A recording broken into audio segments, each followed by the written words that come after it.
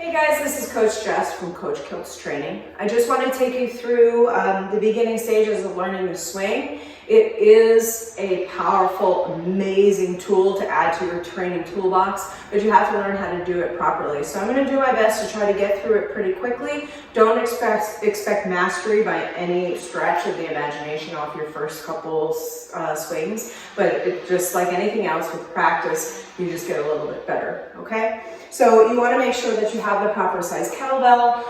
For most females, it's a 12 to 16 kg kettlebell. For males, it's 20 kg and above.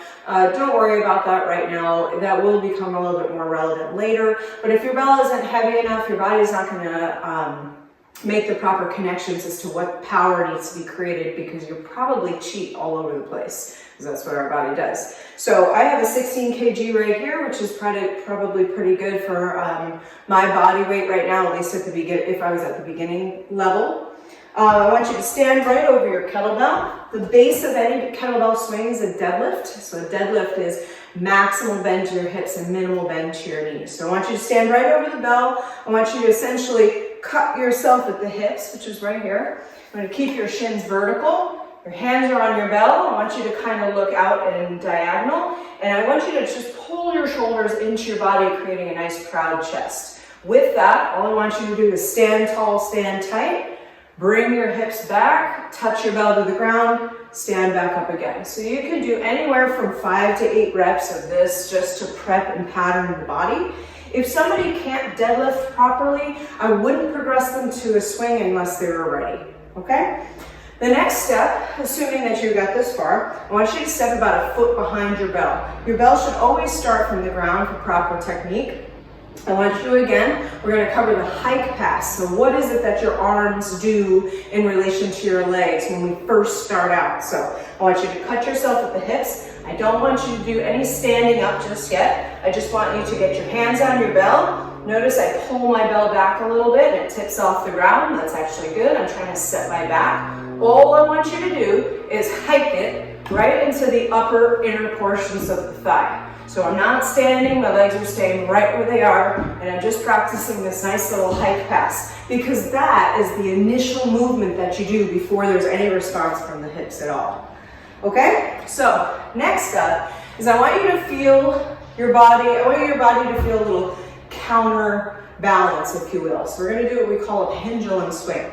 Again, I don't want you to stand up just yet. I want you to just feel out the position with you tossing the bell or hike passing the bell, as we discussed, and letting the bell come out in front of you. So abs tight, legs on, set your back, hike, and then just toss the bell out in front of you so that you can start to then feel what it's going to feel like when the bell does eventually come out in front of you and you stand up. Speaking of, that is the next step. But we're going to break it down one more further. We're going to do what we call a power swing, which is otherwise known as a dead stop swing. So it just allows you to feel the power of the swing, but one rep at a time. So it's a very strong position. You could probably do a bell 2 to 3 times higher on a power swing, but don't worry about that right now. So this one, you actually are standing up. You're taking what you know of the power of the deadlift. You're taking what we practiced with the hike pass and the pendulum, and now you're going to do your big hike pass, and you're going to stand all the way up. Remember, hips, knees, abs, arms, everything needs to be kind of turned on, if you will, or activated, or tight, tense, whatever word you want to use for it. All right, so step back behind your bell, set your back. I want to do my nice big hike pass.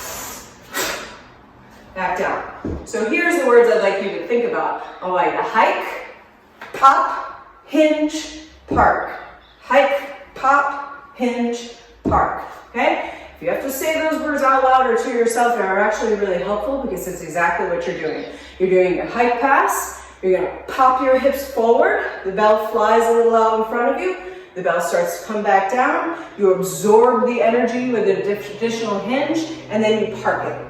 Okay, so just find a nice little cadence with that, waiting a couple of heartbeats of time at the bottom of that power swing before you do it again. Now, assuming you've tested that a couple times and you feel confident, now let's go in for the continuous swing. Now, I want you to be aware, you're going to hear some breathing, which is hard to master breathing right off the bat, but you'll hear me go and breathe out as the bell moves out away from me.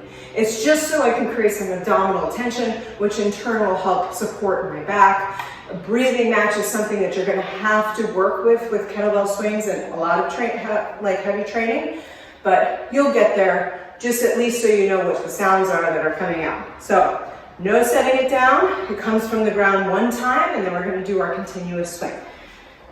Set your back, nice big hike pass.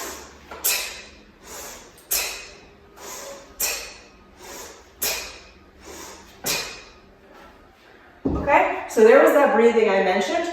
In through your nose as your bell comes in, out through your mouth as your bell moves away. Notice I stood all the way up, locking my knees, locking my hips. My arms were just an extension of my body, so no weird chicken wing bell like this where you pull in with your arms. It's kind of cheating the swing.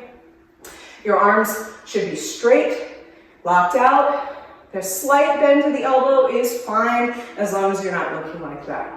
Okay, so you can practice that over time, progress yourself when you're ready, and I'll be making some more videos to help progress you along. But like I said, the base of the swing is a deadlift. Then you try to get in your swing, and we can do a lot of variations with the swing, and then we start learning other movements like the clean and the snatch and other more advanced kettlebell techniques. But we have to start out somewhere, and then you can go forward.